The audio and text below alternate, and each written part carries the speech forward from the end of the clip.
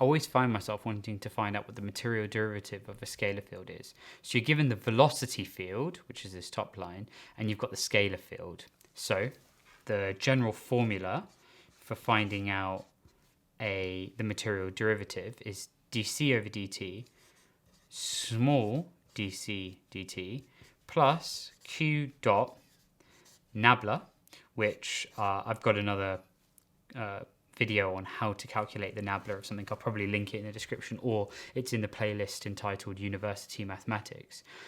So we now have to calculate all of these things. So we've got C here, we've got Q dot nabla, and then we've got the differential added to it.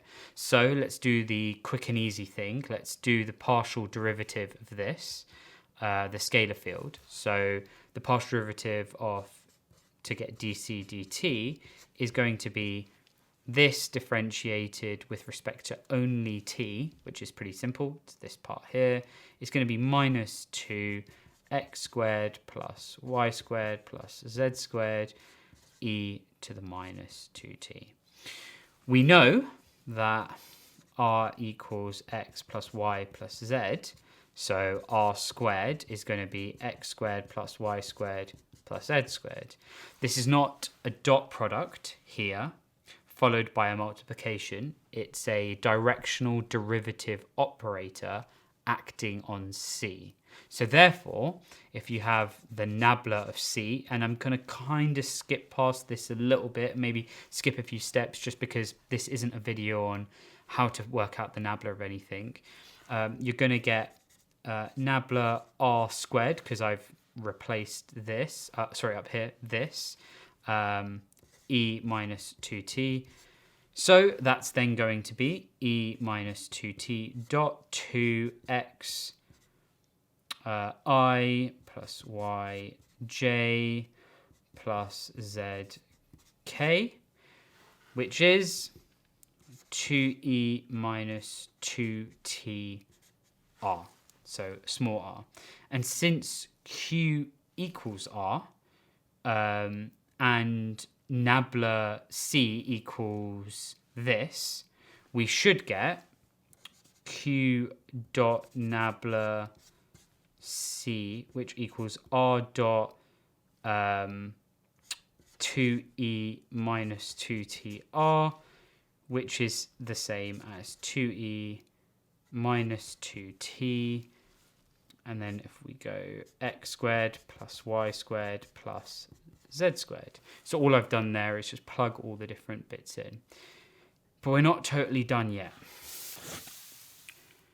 We now have to plug all of these parts in, because I think we've got dc dt, we've got q dot nabla c, so we can now plug it into the general formula. So if we've got dc over dt, the capitals and lowercase matter here, by the way. In papers, they kind of look like that. They're a bit, oh, that's rubbish. dc over dt, it's like a squiggly d, but whatever. So you've got dc dt, which equals minus 2x squared plus y squared plus z squared e to the minus 2t plus 2x squared plus y squared plus z squared e to the minus 2t. And what's quite beautiful about this, and coincidental, it's almost like I picked this question for a reason, this minus this plus this equals 0. This means that the scalar field, this one here, CRT, is constant along the flow lines of QRT, the velocity field here. If, let's say, dc over dt did not equal 0, this would be something like a chemical reaction, a temperature increase. So a fluid particle is heating up as it moves, perhaps due to compression or radiation. But when it does equal 0, it's none of that.